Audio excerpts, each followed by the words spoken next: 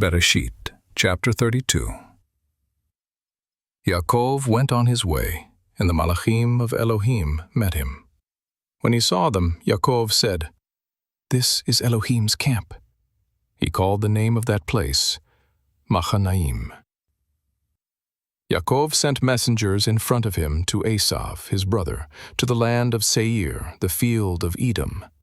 He commanded them, saying, "This is what you shall tell my lord Esav. This is what your servant Yaakov says.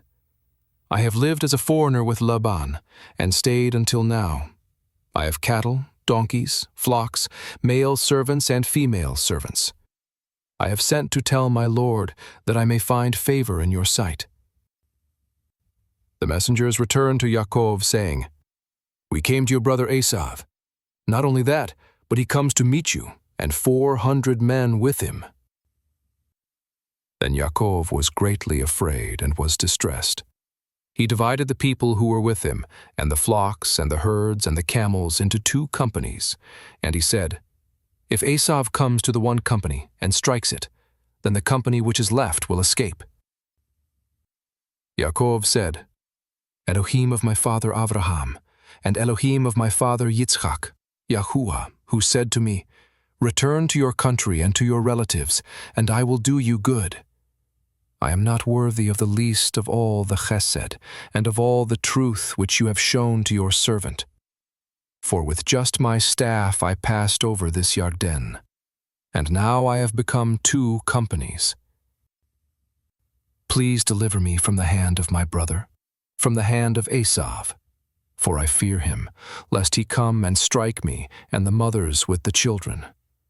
You said, 'I will surely do you good, and make your seed as the sand of the sea, which can't be numbered because there are so many.'"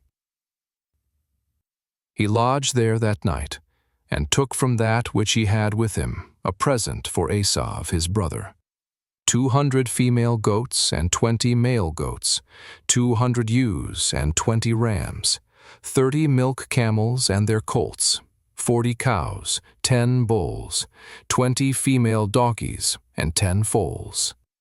He delivered them into the hands of his servants, every herd by itself, and said to his servants, "Pass over before me, and put a space between herd and herd." He commanded the foremost, saying, "When Esav my brother meets you, and asks you, saying, 'Whose are you? Where are you going? Whose are these before you?' Then you shall say, 'They are your servant Yaakov's. It is a present sent to my lord Esav. Behold, he also is behind us.'"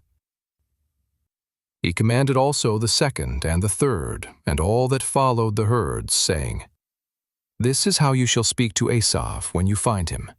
You shall say, 'Not only that, but behold, your servant Yaakov is behind us.' For he said, 'I will appease him with the present that goes before me, and afterward I will see his face.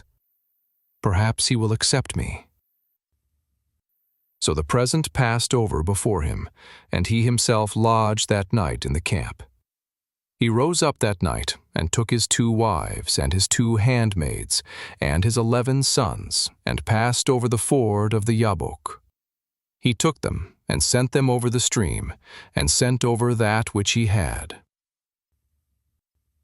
Yaakov was left alone, and wrestled with a man there until the breaking of the day.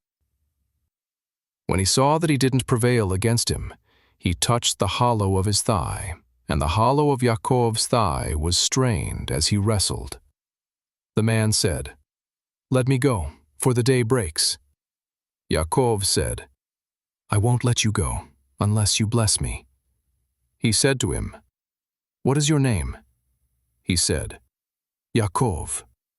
He said, "Your name will no longer be called Yaakov, but Yisrael, for you have fought with Elohim and with men, and have prevailed." Yaakov asked him, "Please tell me your name." He said, "Why is it that you ask what my name is?" He blessed him there. Yaakov called the name of the place Penuel, for he said, I have seen Elohim face to face, and my life is preserved. The sun rose on him as he passed over Penuel, and he limped because of his thigh. Therefore the children of Israel don't eat the sinew of the hip, which is on the hollow of the thigh, to this day, because he touched the hollow of Yaakov's thigh in the sinew of the hip.